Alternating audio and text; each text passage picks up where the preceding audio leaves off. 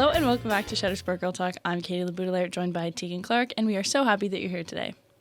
Today we are going to be taking you through an internship crash course, basically. This is Internship 101 today. We'll be talking about all of our tips and experiences from the application process to interviews and being in the workforce. But before we get started and into all of that, we have our top storyline segment. Yay! Where we bring you a piece of women's sports news just to kind of kick things off here. So, Tiegan, why don't you get us started? Once again, going back to the alpine world, but, the Olympics, they're going on still, obviously. I'm going to talk about that. Yep.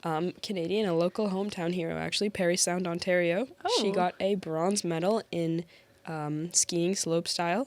Megan Oldham. Megan Oldham. She actually had a crash in her first run. Oh. I think it was her first run. Her second run in her first run, but the second run was, absolutely crazy. And she still got up, managed to get back and pull off some insane tricks. And I think that was just really cool. Okay, this is unrelated, and it just came into my head, and not the news that I have for this week. But did you see? Have you been following Cassidy Gray on TikTok? I think so. The alpine skier Yes. for Canada. And Yeah. she had that quote where she was, or the TikTok where she was like, "Oh my God, the Cortona Village has everything. Like they have the lava cakes, whatever, and now they get Seth Jarvis too." Yep. As a fellow Seth Jarvis enjoyer, that's so funny to me. And now the Hurricanes are commenting on her TikToks. Everyone's following up. It's so funny. Did you see somebody interviewed her and they were like, "So what are your thoughts on Seth Jarvis?" And she was like, "What? What? Who?" She keeps saying "Oh my God, I forget that people can see my TikToks." I know. She's like, people come up to me like, "Oh my God, I love your TikToks," and she's like, "Those are public." And honestly, I feel the same way whenever anyone's like, "Oh my God, I watch your TikToks." I'm like, "Huh, You said why? what? Oh, you're on that app?" Anyway, just wanted to bring that to attention because it's one of my favorite storylines at the moment. But for a less exciting and fun women's sports storyline, we head to the Olympics as well, but Marie-Philippe Poulin and our Team Canada women's hockey team losing to the U.S., unfortunately. Tragedy. It's still prelims. It's still early. Hopefully they can get MVP back, but it looks like it's just USA's year when it comes to hockey here.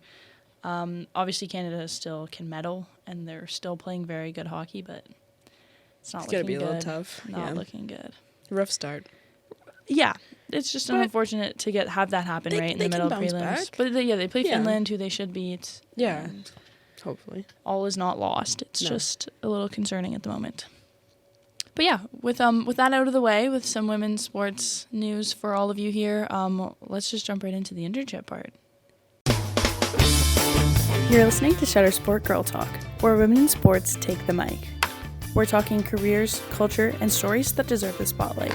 Whether you're on the field, behind the scenes, or in the stands, this is your space. So before we get started with kind of our tips and tricks, we're just going to give you our credentials here as to people who've had internships before, basically. A little bit of context. Yeah, just a little context for kind of where we worked, what our experiences are, and kind of how we got there.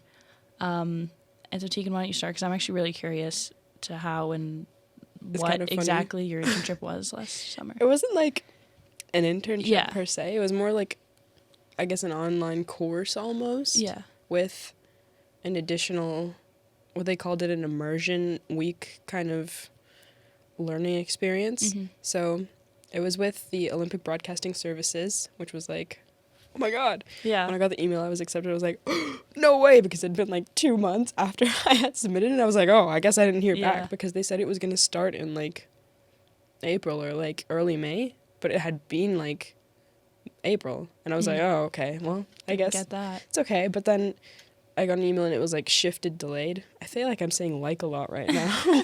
Side note. But anyways, yeah, I got to learn about all the different units within OBS and OOC? No. That's the C. OCS. Okay. Content services. Sorry, I like the broadcast services a little bit more, guys. Can we tell? But anyways, I saw all the different kind of behind the scenes parts of that. We saw some studios in the headquarters in Madrid. That's kind of a little dip into what before I elaborate later. Yeah. But yeah. Fun. That's super. It's just a cool experience. And it's also a lot of the time stuff like that, it's a lot of people didn't even know that was an option. Yeah. And a matter of getting it is just being able to apply for it and was throwing your really name out crazy. there. The application was just like on LinkedIn, and you submitted a Microsoft form submission thing. Right. With, I think you put like a paragraph as to why you wanted to go into it. Yeah.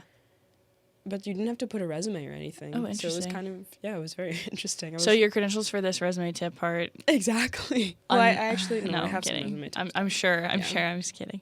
Yeah. But yeah, that's a super cool, and I guess like kind of internship, but also just like advice on putting your name out there and just like do it. My internship that I had last summer and we'll have again this summer that I'm super excited to go back to. I was a digital media coordinator, so digital media coordinator internship, I guess, is the full title, for a professional baseball team in Ottawa called the Ottawa Titans, and that job was super fun. It was full-time, which was like just a blessing, and I, when the team was on the road, would work 9 to 5. And there's so many people. There's so many people. I thought I recognized one of them. I kind of gave them a weird glance, and I don't know her. It's too many. Lost my train of thought. If I could, here, wait, I can put it on screen. It was full time, and you were like, "Yay!" Oh, you can't really see. You can't turn it. Well, I can. I just don't want to go through all that right now. Anyway, like one is looking directly. They are looking at us. I'm really scared. Anyway, so it was full time, which was obviously such a blessing. And then, as far as like the day to day, when the team was in person, I would work the video board, and I would do like socials and kind of game day stuff for them. And then when they were on the road, I would work 9 to 5 in the office, which was crazy, like an office with my name on the door. So like peak, like, oh my God, I got this internship type thing. It's official. So those are my credentials. It was just like a regular internship kind of job process. It was an internship, but because it was paid and it was full time, it was very much just like, oh, this is my summer job, which is fantastic. So the hiring process was fairly similar to just like a regular job. But those are our credentials. We have both been employed. We are, experienced in that sense. Women and in sport.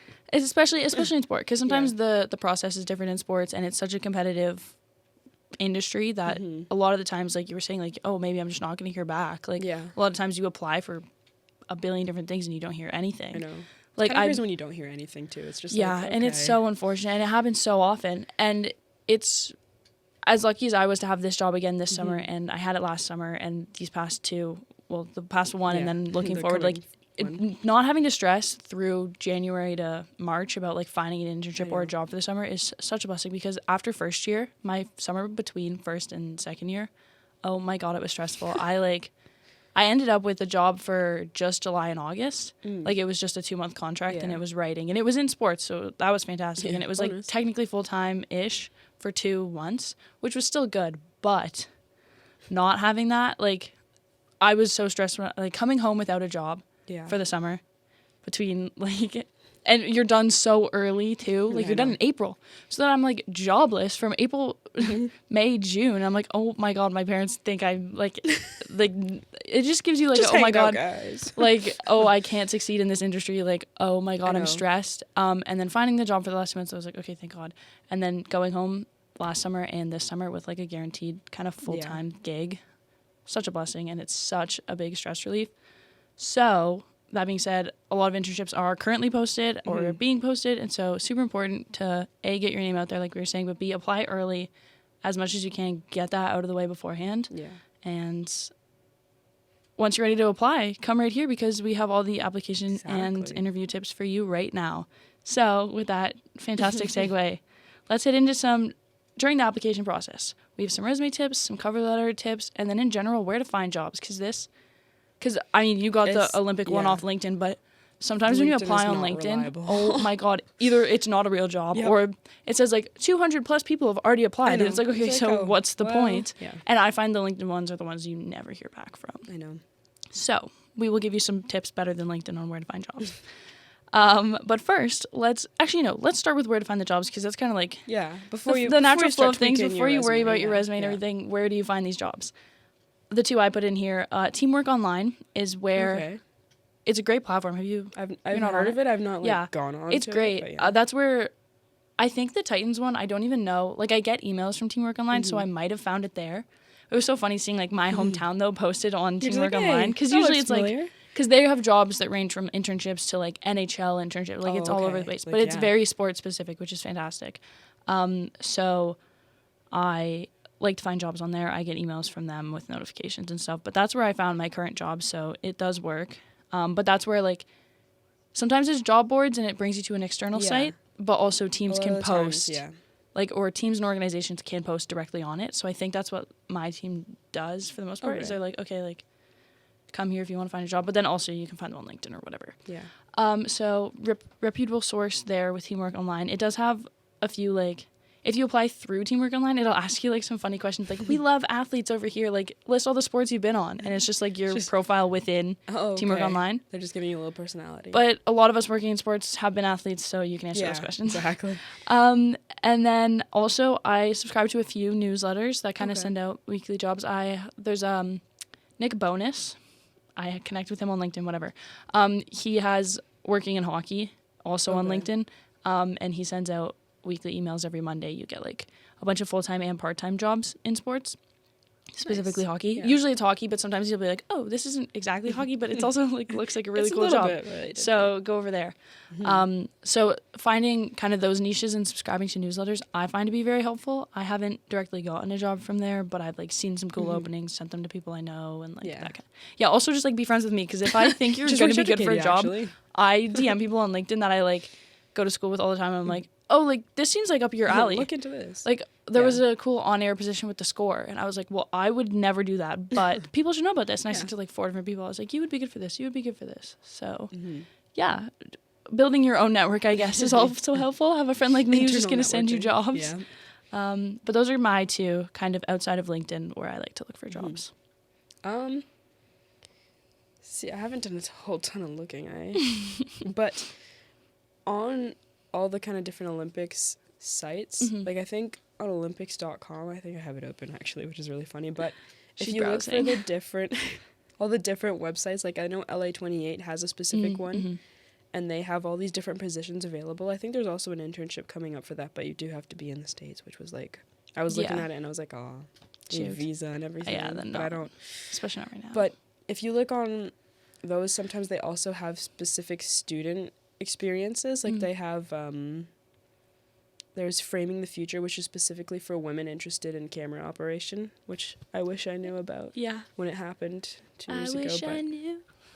I wish I knew you wanted me. Yeah. Anyways, and I think just in general, looking at, like, the career sections of websites and different kind of companies they have a lot of different options. Like, I know Sportsnet or, like, Rogers, they have a bunch of different little drop downs that you can look into and see some stuff. I think a lot of people also get their big start in the shopping channel here. Like, I've spoken to a couple of people who are related with Rogers, and because their TSC is under Rogers, a lot of people get their pathways through starting there, like, just as a PA, and then you work your way up. So I think looking into that is also the shopping. Actually, you know what? I think I have heard of that. Or Today's Shopping Choice or something. I don't know. Interesting. TSC. Yeah. Any start in TV. Like, I know a lot of people who locally, like, even just volunteer as camera operators. And that kind of leads into, like, your resume. You just build your resume, build your portfolio, whatever. But yeah, as to where to find jobs, some good options thrown around here. So check them all out. But yeah, when it comes to actually applying, we'll start with the cover letter, because there's less to say about the cover letter. They're kind of explanatory. Yeah. Honestly, all my cover letters are still with the same formula that they gave me in, like, civics and careers. No, it wasn't civics and careers. It was my co-op class in grade 12. They, like, give you, like, because one of the assignments is write a resume and a cover letter for a job that they already found you before co-op started. But so I have, like, a template from there, and it's very much just, like, actually I can maybe pull it up, but it's of, like, okay, first paragraph is about you, a few things about the job, second paragraph goes into more depth about your experience. Like, it's all pretty straightforward. Like, obviously you're gonna have your letterhead with, like, your name, your phone number, your email. I usually just put the month and the year that I'm, like, sending it to them, so that they know it's updated, and so that I know, because I have, like, a billion resume. And then bracket 1. And then under that I put the title of the job, obviously, and then you'll say dear. Hopefully you know their name. Usually it's in there. So I have, like, if not, to whom it may concern. Name, to whom it may concern, dear hiring manager, whatever. And then I usually, like, no matter what, my first sentence is, I am writing to express my interest in the blank blank role with blank. Whoever they So are. this one's for my sports photographer position with our school. So I'm writing to express my interest in the sports photographer role with the Toronto Metropolitan University Varsity Athletics. Okay. And then I have 2 sentences with I have a strong background in this, and this is why I would be a good candidate, and I'm passionate about, usually for a lot of the sports, I don't leave it the same, but I usually include somewhere I'm passionate about bringing special memories and moments to audiences or storytelling or something like that.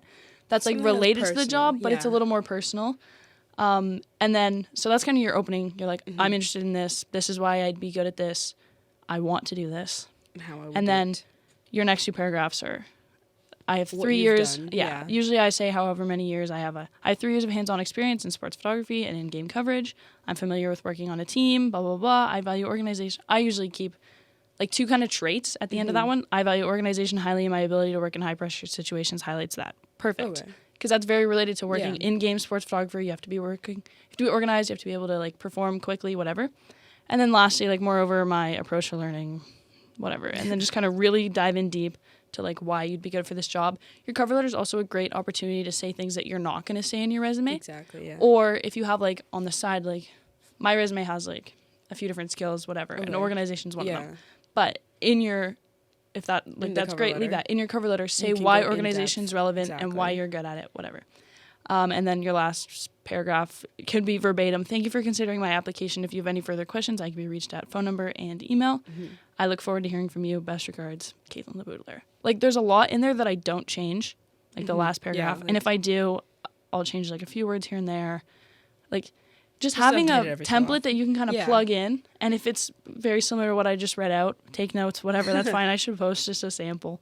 But basically, I've had this forever, but if you have the same core kind of values for it, it'll all align, and you can just shift words as you need to. And really, some people say, okay, you have to make sure your cover letter is SEO appropriate because, a lot of times AI is reading it. And I'm honestly, if the corporation's using AI to plug through a bunch of resumes, maybe I don't want to work there anyway. Yeah.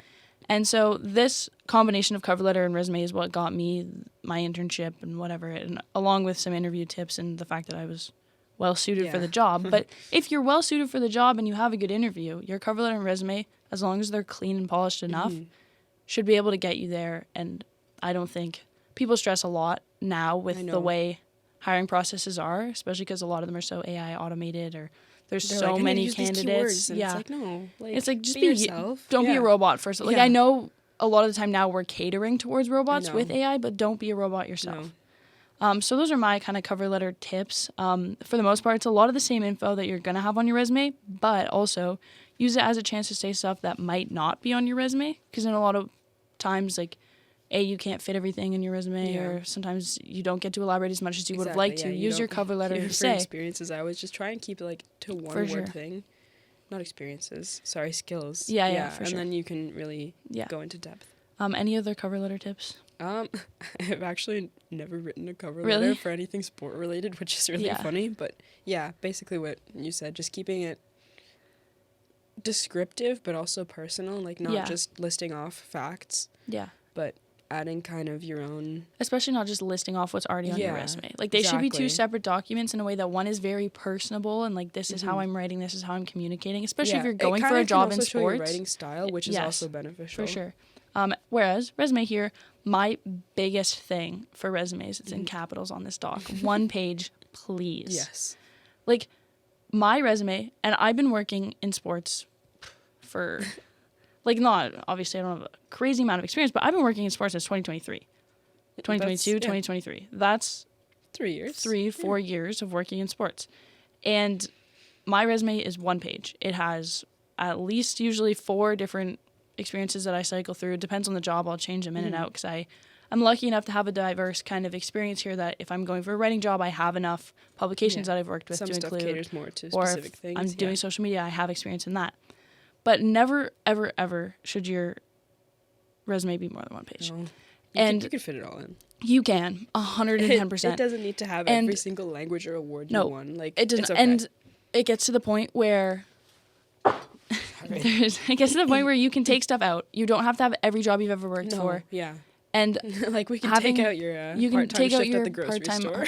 But mine, I worked at Staples as a print and marketing associate. Yeah, So but that's so like, sometimes I'll take out my most recent, like, if I'm applying for somewhere that is focused on graphic design and print, I'm going to take out this publication that I write for and take photos for, even though that's like a pretty big girl job and I like I go to AHL games and take photos. That's coming out of my resume because that's not relevant to what I'm applying to. Yeah.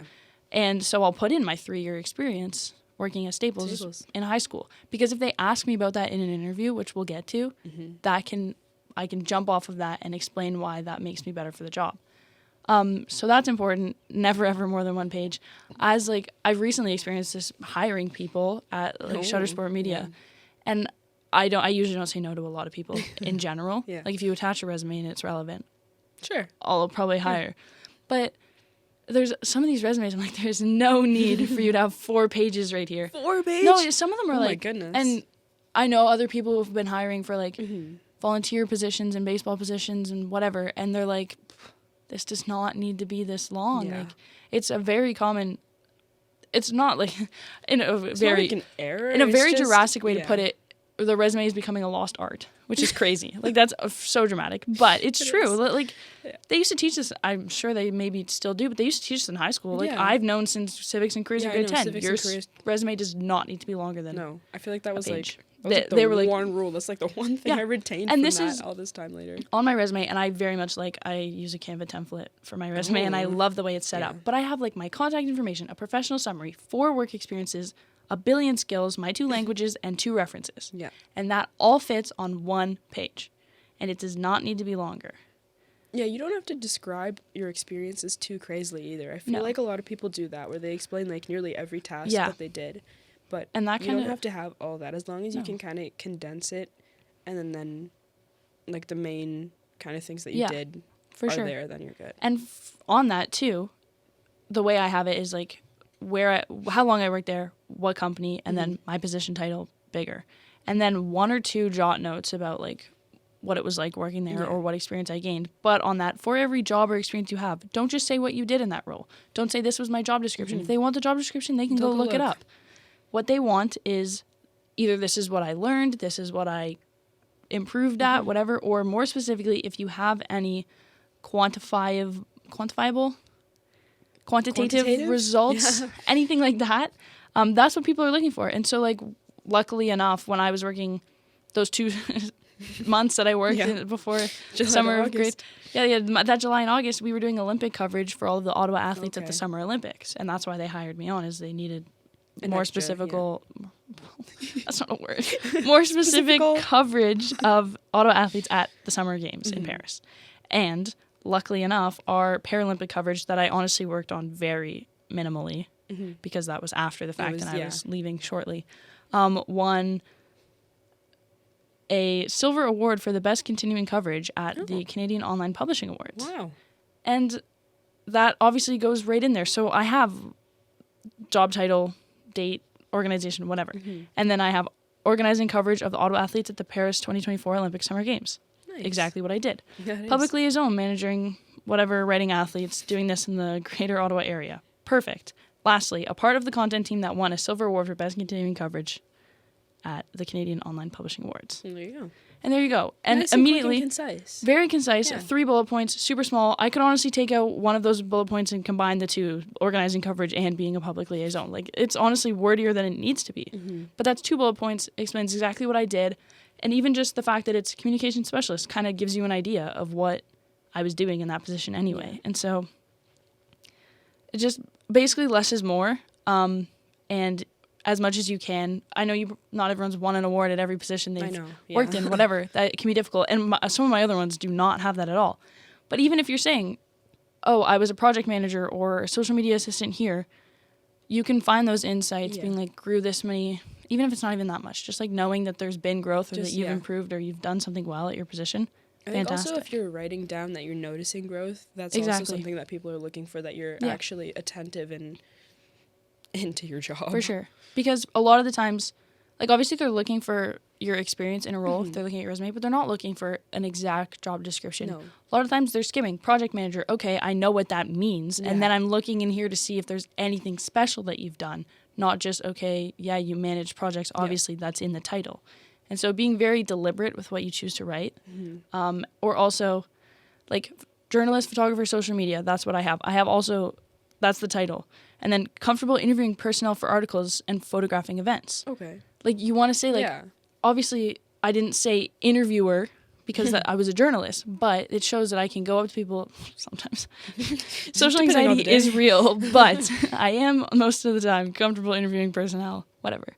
Or wrote articles weekly, like just kind of the ways you can describe what the job was without, like, even more so. Yeah. Like, because I've said it a billion times. Like, without being like, obviously I was being a journalist. This task, and I also had this. Like, and this was these were my roles and expectations. Like, you can kind of guess the expectations, whereas you want to say, like, this is what I was able to do, either whether that was being efficient under pressure or being timely or writing this much per this amount of time. That's more so what's beneficial there on your resume. That was kind of a bit of a rant, but... Those are my resume tips. Resumes are the thing that'll get you the interview, obviously. Like, I would say interviews are the most important part. Yeah. But interviews are worth nothing if you can't get them. Yeah. And that's the hardest part. The resume is the key. Resume is key. Interview is what locks it down. Exactly. But just kind of for a general resume tip, obviously you're going to want your name. I have a professional summary on mine, which I, like, kind of recently added. Ooh. But it's a bunch of just, like... Fancy. Garbage. Not garbage, but, like... mumbo jumbo, whatever. It's just like, I'm an experienced content creator and project manager in many different mediums with a passion for sports. I've worked in freelance in this field for over 3 years and hope to continue to gain experience through my undergraduate education. But immediately, like, they're looking, they're like, okay, she's an undergrad. Yeah, experience in this, summary. Whatever. It was just like, aspiring sports broadcaster currently enrolled in the sport media program at Toronto Metropolitan University, seeking opportunities in a diverse community for experience and communications. So, like, but anything along those lines, like, a very brief, basically, if they were to ask you, like, okay, explain who you are in 5 minutes, which they unfortunately probably will in your interview, that's kind of what you're going to say. But I have that kind of, mine's like split. I have my contact and skills and stuff on one side. Like the bars. Okay, guys, it's actually beautiful. I might include a little screenshot there. Yeah, maybe. You don't all need to see all my contact info. No. But I have, like, contact info, address, email, basically.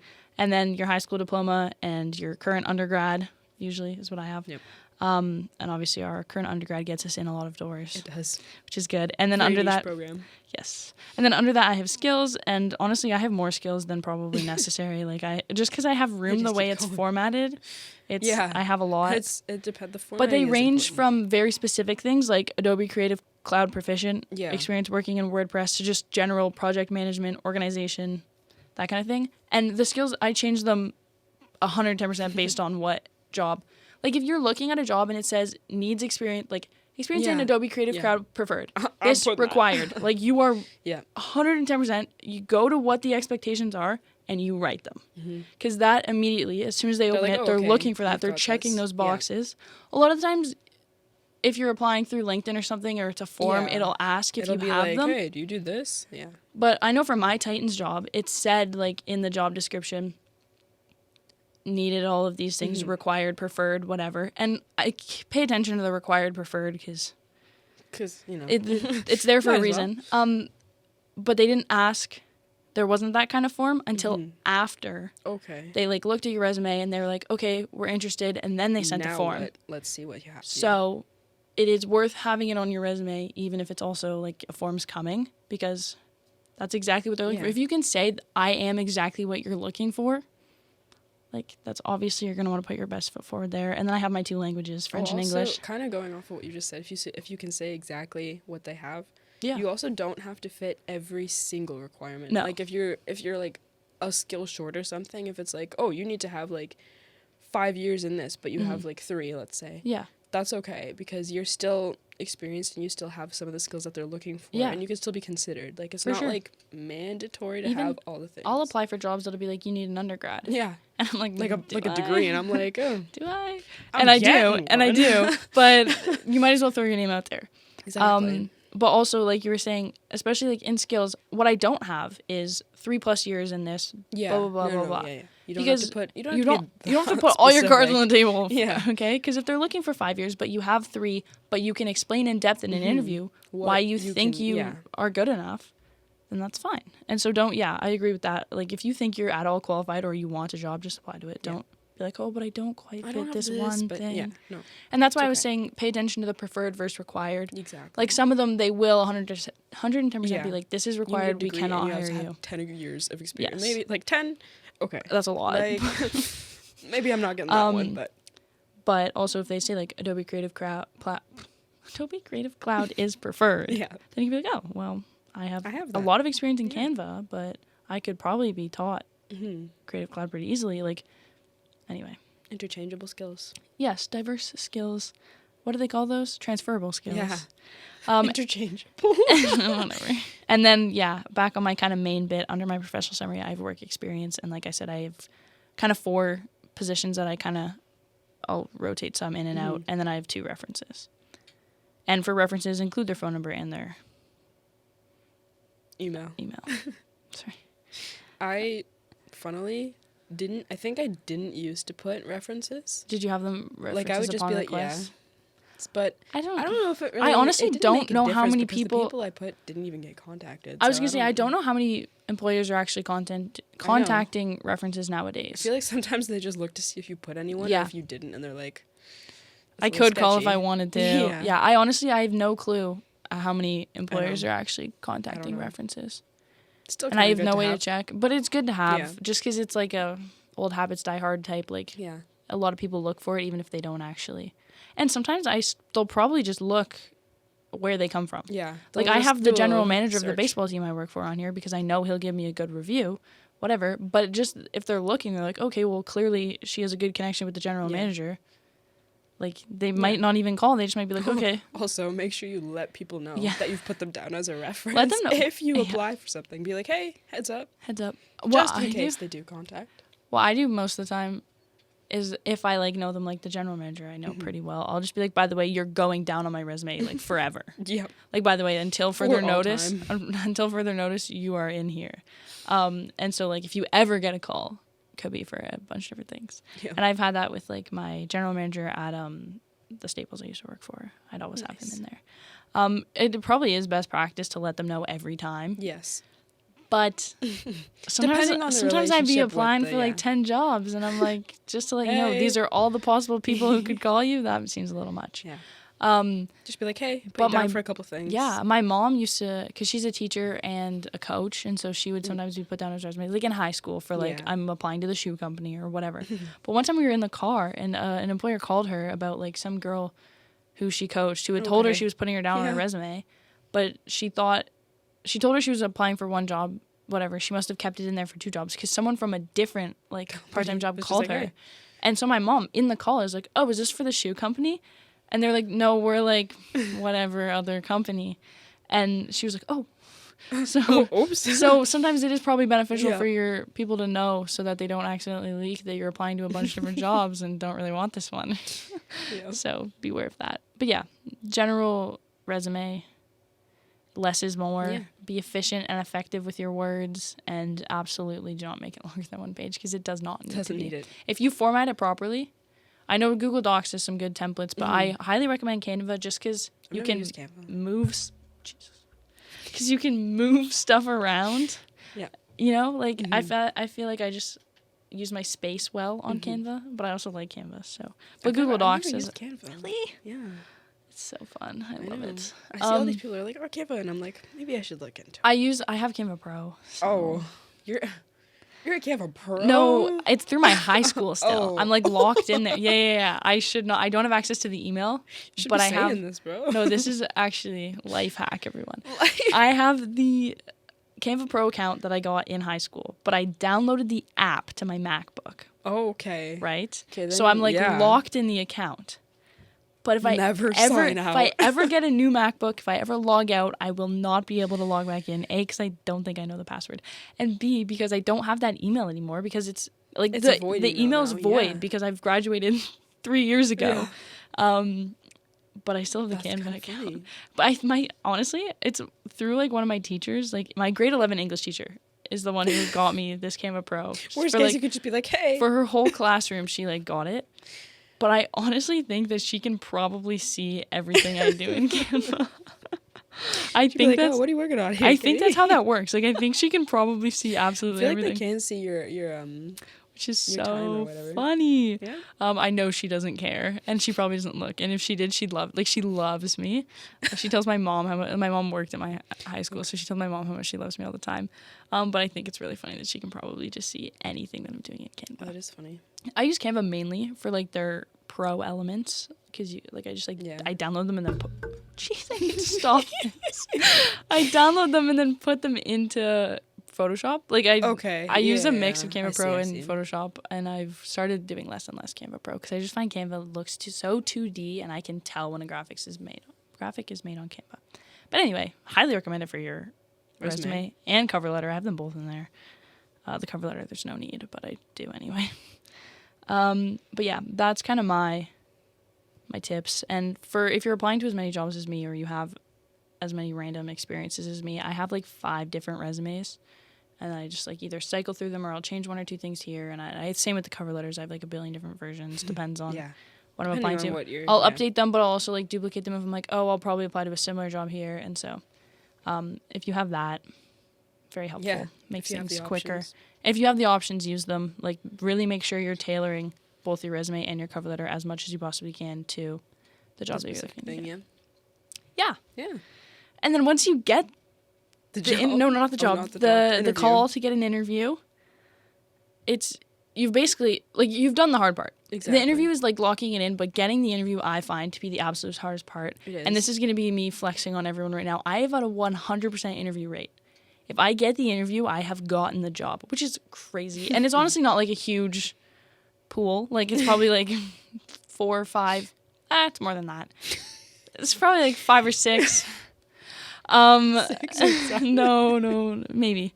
But it's under 10, obviously, jobs that I've had, but it's around that like range. And so I honestly don't know. People ask me for interview advice, and I'm like, I don't know what those is. It's just me, maybe. But it's also partly that I'm applying to jobs that I know I'm a good candidate for. And so when I get into the interview, I don't feel like I have to lie. No. And that's kind of my this is my last tip, but it's also true. Is just tell the truth, be honest and genuine, and applying to jobs that you actually have the experience for is obviously very helpful in that. But just being able to genuinely speak to your strengths and speak to your resume and whatever, and knowing being passionate about the job. Yeah, I have that too. Know your resume and what they could possibly ask you about, because they will. Like, they don't know you. They're gonna ask you questions. It says here you did such and such. Yes, and then you can be like, I actually did such. Going in with knowing how your resume relates to the job that you want to do. Yep. Like mine with the Ottawa Titans, it's obviously an independent baseball club, so they're pretty small. The front office is like 12 people in the summer, 7 people in the off season. Like, it's not a lot of people to run a whole baseball club and whatever. And so they're like, oh, it says here, I think I had Jocks and Jill's social media manager on my resume at that point. They were like, oh, you worked with Jocks and Jill's? Like, that's super cool. Like, what was that all like?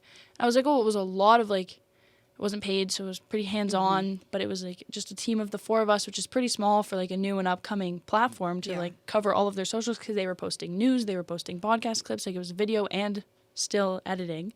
But they would just, like, send stuff out in a group chat and be like, oh, I'll pick up that. Oh, okay. That ended up being the perfect answer, because they were like, oh, that's so collaborative. We're very collaborative here, because everyone kind of has to be all hands-on at the same time. Like, is that the kind of work that you like to do? And honestly, no. Yes. I much prefer working by myself than I do in teams, but I'm very comfortable, and I have a lot of experience working in teams. And I was like, oh, I'm totally fine with doing that. Like, and this job is great for me because it's also, like, I have my own office and I work independently, but also there's the opportunity to collaborate, and a lot of the times you have to go pull a tarp, and that's a very collaborative effort.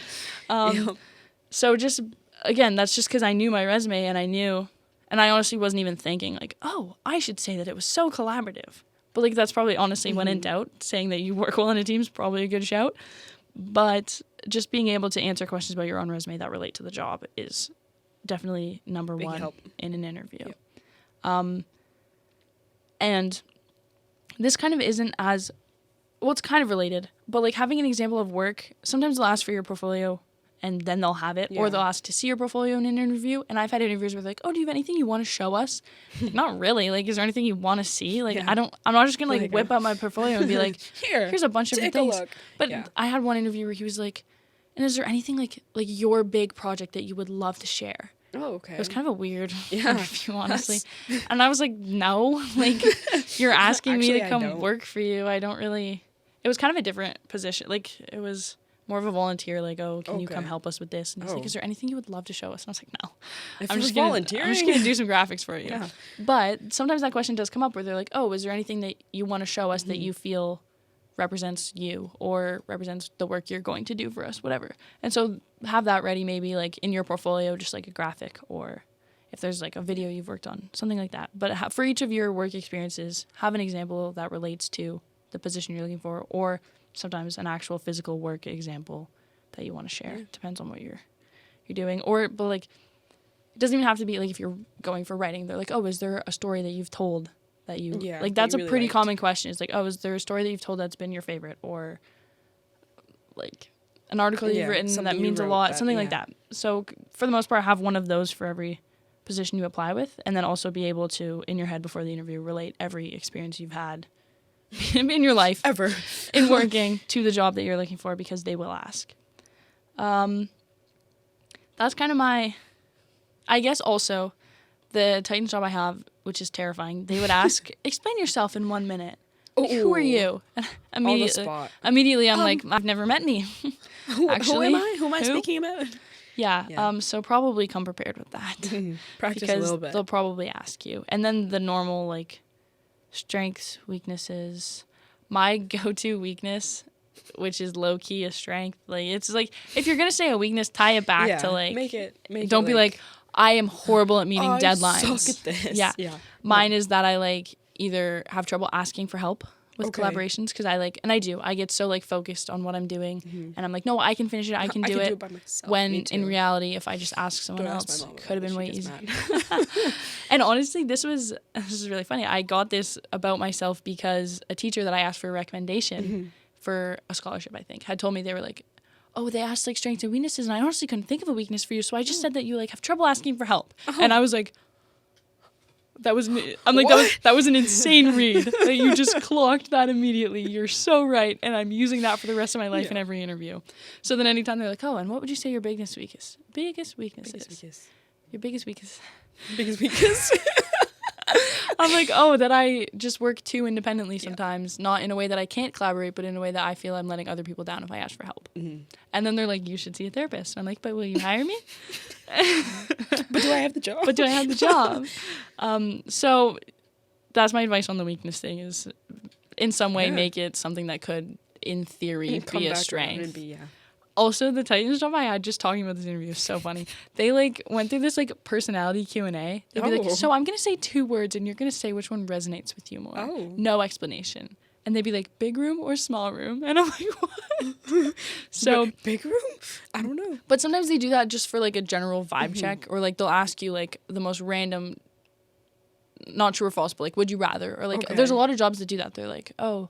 And for one question, that just like proves you're human, basically. I'm like, you can see me. Like, CAPTCHA IRL? It's basically an IRL CAPTCHA. But there's a lot of jobs that do that. So like, be ready to think on your toes and be asked a question. But with that and the general, like the actual questions, like just be yourself. Don't overthink any of it, and just answer what you truly would answer, and be personable. Don't try and make don't stuff sit up, there, be like extra wordy just for no reason. And don't sit there and be like, I have experience in, like, just, I know it can be stressful, and sometimes they're in person, sometimes they're over Zoom, and I honestly don't know which I prefer. Like, I do not like Zoom. I don't like Zoom, but also being there in person is just I'm like, you're sitting across from them, and I'm like sitting like here real sweating. Life, I'm like, it's real life height check too, and I'm like, guys, I can't be doing this. So I honestly don't know which I prefer. I probably prefer Zoom, but I don't know. It's just like awkward. I feel like I can riff off people in person, but then also on Zoom, on Zoom I have to like look at the camera, and I'm just like, my eyes are crossed. keep looking. yeah. But also on Zoom, I can like just wear a nice shirt, and then I'm like, okay. So there's pros and cons to that, but no matter whether it's in person or on Zoom, just try and have a personality, I would say, and probably make it your own personality. Don't like lie about it. Don't like pick up some random one. I mean, you're good, but then you get the job and you're like, maintain what do I the whole do? time? Yeah. And once you have the job, what do you do? Ask all the questions. Every single question. I agree. That's what I wrote. I said, do not waste time feeling dumb. No, one of the like main things that the organizer of my program, the Olympic Innovator Program, she was always like, girls, you need to ask more questions. Please I can see you sitting there. You're thinking. I 'cause know we're on you don't Zoom, know. And she's like Yeah. looking at us all and just like, no, you have to ask, clarify. Yeah. Please explain this again to me, because it shows that you're actually listening and you want to understand, as opposed to just being like, I don't know what was just said to me. Like, I'll figure it out, I guess. But yeah, if you ask for help, ask for help. Don't try to do it all yourself. Yeah, that's my biggest I feel weakness. like I can't be preaching that. I know, but, because I don't do that. But you should. Okay. You should. I should. Yeah. Even too, asking clarifying questions, especially the way I would do graphics, because my boss would email me like a long thing of like, I need all of these graphics in an email, and sometimes like I think he types them at 3 a.m. and schedule sends them. I know for a fact that he does, actually. He's up at the craziest hours. Nobody's schedule sends them all for 8 a.m. So every day when I walk in, it's like boom. But with that, sometimes he'll be writing stuff and I'm like, I genuinely have no idea what this means. But I'll just like make the graphic of what I think it means and I'll send it to him and I'll send it back. Is this what you meant? And he'll be like, no, this is what I meant. But had I asked before I made the whole entire friggin' graphic, I would have saved however much time. And so it's little things like that where you're like, oh, I don't want to be wrong, so I'm just going to like send him this and I don't want to sound stupid. But it's like, you actually just wasted half an hour doing that when you could have instead of just being like, hey, 2 seconds. Yeah. This little office is literally I could just be like, hey, did you mean? And he would be like, yeah. Or no, you idiot. No, he wouldn't say idiot. Well, no, he wouldn't. I'm kidding. He would not. So yeah, that's the only thing I've written down. I'll probably think of something else in a second. But like, that's my biggest advice, is just do not be scared to ask questions. And if you have one, ask it and listen and take it all in, really, and always be looking to improve and grow. Exactly. I think Learning all the time. And like, it can be learning the most trivial thing. It doesn't have to be like, oh my God, I had this massive realization today. It can just be doing things and becoming better at them as you go. Like as long as you're always improving, website, for sure. And I think naturally that comes in. You don't even realize it's happening a lot of the time. Because in the job I worked, it was a lot of hours every day making so many graphics and whatever. And I certainly became way quicker and way better at it by the end of the and my supervisor was actually very good at noticing that, because he would, as I go, give me more and more things to do on game days, which was very stressful as we got to the end there. But all of a sudden I had all of these responsibilities on game days, which made his life easier, and we were working very well together. But it was like, had you given me all of that at the beginning of the season, I would have drowned. But because as I got better at things, got used to them, and became quicker, like, I got into the same time, but suddenly I had all of these different things to do, and I had time for it all because I just like optimized my work schedule. So improving in just all of the little things really adds up to a lot. Yeah. And just take advantage of every moment of your internship and or job. And I mean, that comes with improving and getting better, but like really every opportunity you get is a chance to better yourself and to enjoy what you're doing. Opportunities. Every opportunity counts. Even if it's something you don't like, you're still getting experience. For sure. And you're building your resume that you can then have a resume like mine where you can change whatever you want. And it's like, hey, I actually worked there for 5 months, but I swear to God, I still worked there. Great experience. Yeah. That's honestly, that's all of our tips, I think. And that's pretty much all the time we have for today. So thank you so much for joining us. We hope this episode was helpful, because it's the perfect time to get to updating your resume and applying. It's honestly maybe a little late to be applying for summer internships. Maybe. But there's certainly still some that are out there, or summer jobs. So get to looking on all of our favorite job boards and different team pages, platforms, newsletters, so many different places to find jobs. And be sure to join us on all of our socials to join the discussion. We are ssmgirltalk on X and Shuttersport Girl Talk on Instagram. And whether you're on Spotify or YouTube, be sure to subscribe to never miss an episode. And let us know what you'd like to see from us next week. Please. We'd love to talk about anything. We'd love to talk about any other advice, any other news, any other anything. That's it, guys. That's all. I'm Katie the Bootler, joined by Tiegan Clark, and we will see you next week. Bye.